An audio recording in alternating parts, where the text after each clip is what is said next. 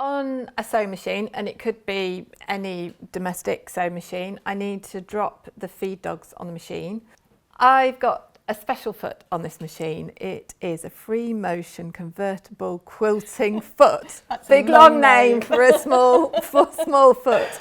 And it basically helps to hold the fabric in place while I sew, because I haven't got a conventional foot on there anymore. Drop the teeth so there's nothing pulling fabric through.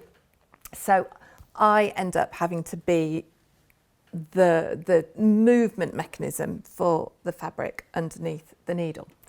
Other than that, I've set up the machine pretty much as normal, threaded as per manufacturer's instructions. And I've got a large needle in here.